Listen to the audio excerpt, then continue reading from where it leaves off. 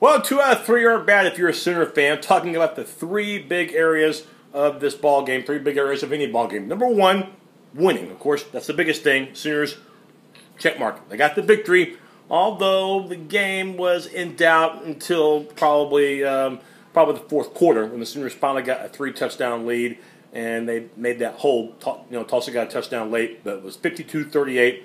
Sooners got the win. Perfect for the month of September. 3-0, bye week in my opinion, coming at an absolute perfect time before that Big 12 opener against West Virginia October 3rd. Area number 2, offense played terrific. A lot better than what we saw last week against Tennessee, but then again, Tulsa's defense, I thought, as you heard me on the weekly matchup show state, I didn't think that Tulsa's defense was going to be able to handle the Sooners, and that certainly, for the most part, was the case. Oklahoma had a big, big day offensively. Baker Mayfield, it was a record-setting day. Over 570 total yards for Mayfield. Nearly 500 of those yards were through the air. Accounted for 6 touchdowns. 4 through the air, 2 on the ground. And he's breaking, by the way, the Sooner record for most yards by one player by Landry Jones from 3 years ago. Of course, Jones has quite a few Oklahoma records. But for Mayfield, looking more and more confident, making better and better decisions, becoming more and more of a leader of this team, proving that Oklahoma's offense, is coming along. The running game, Samaje Perine, he overcame, the injury on his hand, a finger injury, which he fumbled, but would come back later. And the second half, he really turned things up. Perine had over 150 yards in the contest. And the receivers, of course, Sterling Shepard, spectacular as always. And you also saw D.D. Westbrook. He had a nice game as well. And Mark Andrews becoming more and more part of that offense. For the Sooners offense, this was a spectacular day, but then again, they were just more superior than the Golden Hurricane. And when the defense, which we'll talk about in a little bit, when they have their struggles, and when Tulsa, in that second half, was right there, hanging around, the Sooner offense would move the ball downfield, get a touchdown, make Sooner fans feel good again, and make Bob Stoops feel good again too. Yeah, it wasn't the best day for the defense, but offense, by and large, executed fantastically. And the Sooners, by the way, knew entering this game that they weren't going to have Ty Darlington because of the sprained knee. And fortunately, another one of their seniors up front, Nila Kazatati, early in the game had the sprained ankle. So that meant that some retooling had to be done by the offense, and that meant you had to move players around. Unfortunately, you never want to see anybody get hurt at all, but if it happens, you got to be able to shuffle players and move them in the right spots. And, Alvarez, they moved him from guard to center, and that was a big, big adjustment right there. And so, the offensive line had some adversity to overcome, but I thought did a good job. I thought the protection was very, very good, and they were able to get some holes in this game. Now, 2 things, of course, for the Sooner offense that they've got to work on, holding on to the ball, of course. 2 fumbles, mentioned the one by Perine, but he was injured on the play. And Joe Mixon, the freshman, who had a nice game for the Sooners, and he's proven to be a receiving threat for OU as well. Did have a fumble in the second quarter when OU had a shot at going up 38-10. He fumbled it away. So they've got to be able to hold on to the pigskin.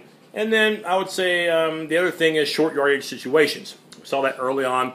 The Sooners, on their opening possession, getting it to the 1-yard line, and happened to settle for 3 points. Got away with it against Tulsa. May not be so lucky when you play the upper echelon of the Big 12. First and goal for the 1. It's got to be touchdown or bust. But fantastic day, though, I thought, for Lincoln Riley's offense, getting the job done and racking up over 700 yards of total offense. That's good.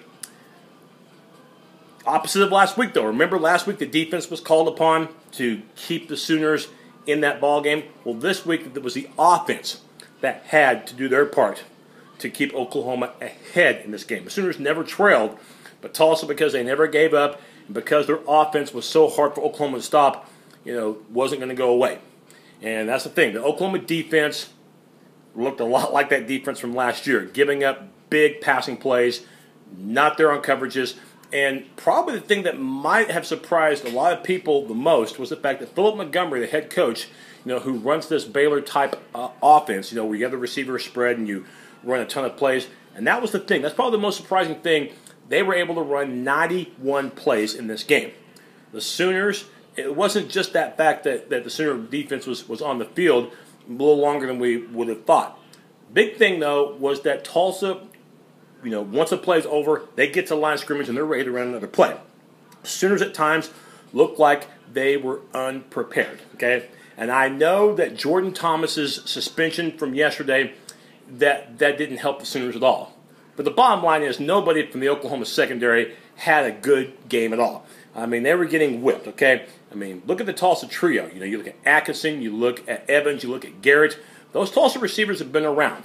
And, they had enormous afternoons yesterday for the Golden Hurricane, constantly torching the Sooner defense. Even Sanchez, the all-conference potential All-American defensive back, he didn't have a good day covering as well.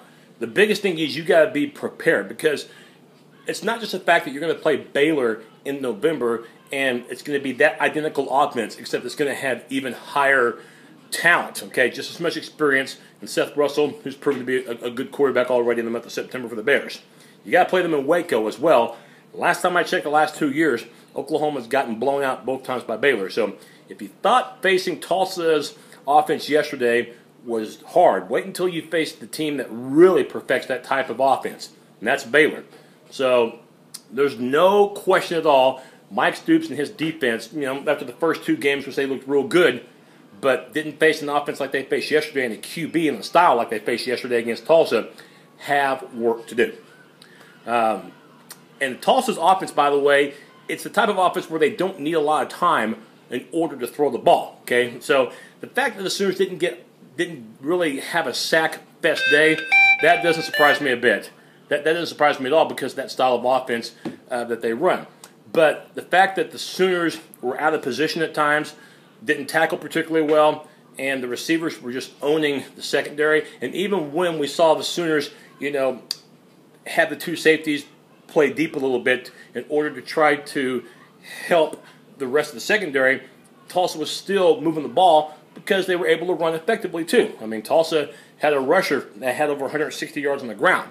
So overall, the Golden Hurricane with 600-plus yards of offense. And remember, for the most part, these are the same Hurricane players that the Oklahoma defense played well against last year in Tulsa. But again, it's a different style that they run now, different philosophy, and it was really, for the most part, a bad day for the defense. I know in the beginning, the Oklahoma defense was good. Okay, I mean, the first 5 possessions, Tulsa only managed a field goal. First 8 possessions, Tulsa only got 10 points. And yeah, there was probably a couple of turning points. Okay, probably were. When the Sooners had that critical fumble by P. Ryan in the second quarter, when the Sooners were driving, that no question hurt, because Tulsa would turn that into a touchdown on a long drive. Of course, the Mixon fumble was devastating when you think about it, because it was 31-10 OU, and then the fumble by Mixon, when the Sooners have an opportunity to make it a 4-touchdown game, he coughs it up, and then Tulsa moves it 90-plus yards. And then even the special teams by the Sooners had an issue with the squib kick, and Shannon, having that ball touch him, and then Tulsa recovers, and then next thing you know, it's a Hail Mary in the final seconds before halftime, and it's a 7-point game just like that, 31-24.